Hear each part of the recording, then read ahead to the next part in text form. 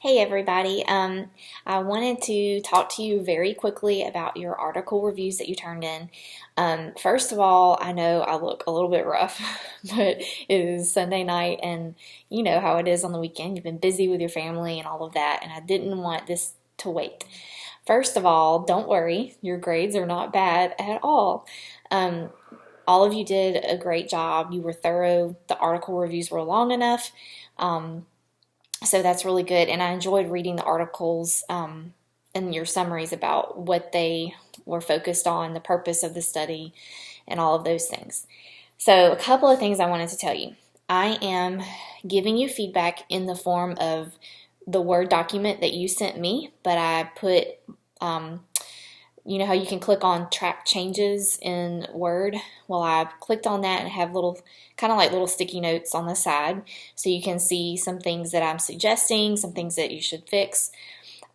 First of all, I want you to know that just because I have a lot of comments on there doesn't mean that I'm taking off a lot of points.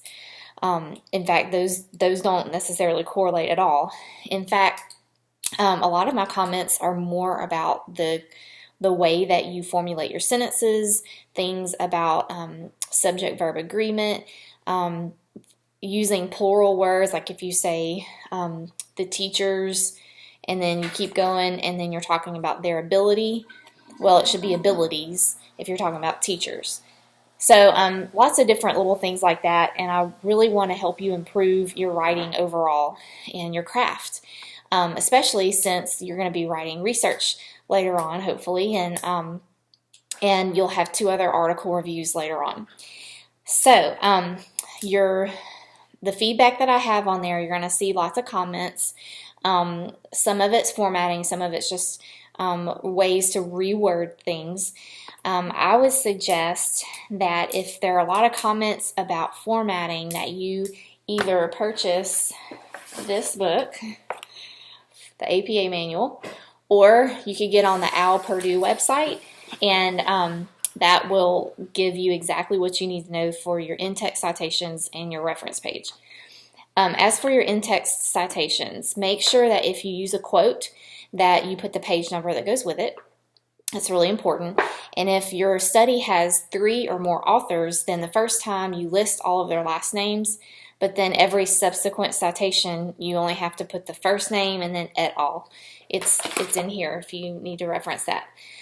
The other thing that I noticed that some of you kind of weren't sure about on the first article review was the section on limitations of the study.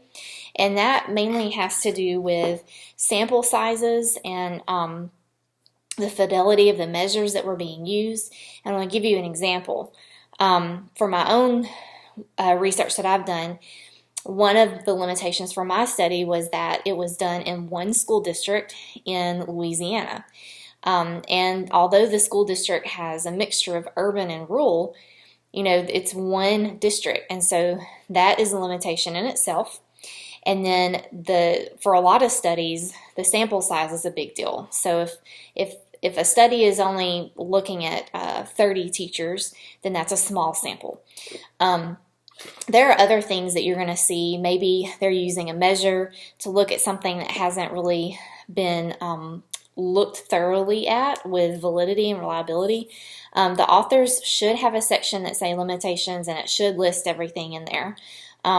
So just make sure that when you're on that section, that's what you're focused on, not necessarily your perspective about the study. You can give that, but just make sure you reference what the authors have said are the limitations.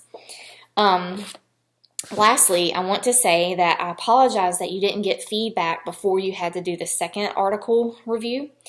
So what I did, by the way, none of your grades are bad at all, but what I did was I gave you feedback on both. I also kept in mind that you didn't have that feedback before you did the next one. So your grades, I think all of your grades, I made them a little bit higher on the second one. And they legitimately were. They were a little bit better. And what I'm going to do for the third and the fourth article critiques is I will grade a little bit harder. I think you're going to be fine. I just want you to make sure that you incorporate the feedback that was given to you the first time.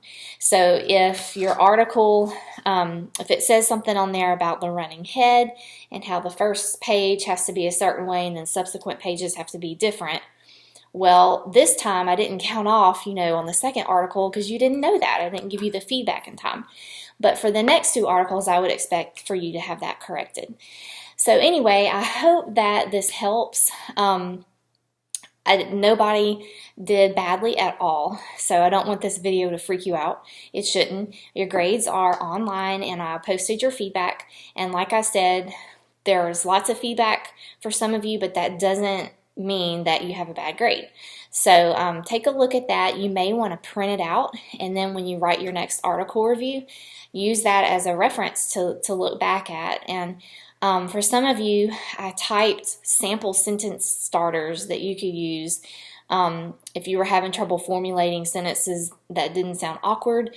You could use those for your next critique. So anyway, let me know if you need anything. And what I would like to do is be in better contact with you guys. I don't know what's going on with the discussion board, and some of your emails were wrong, but anyway, I think I've got that sorted out, so I'll just be trying to check in on you and see how you are each week, and let me know if you need anything. The fastest way to reach me would be emailing me at erin.stokes@rpsb.us. That's the fastest way. And you can email me on my LC email. I usually check that late at night, but if you need to get me in the next hour or so, then send it to my work email. I'll say it again. It's Erin, ERIN.Stokes, STOKES, @rpsb.us. I hope y'all are doing well, and let me know if you need anything. Thanks.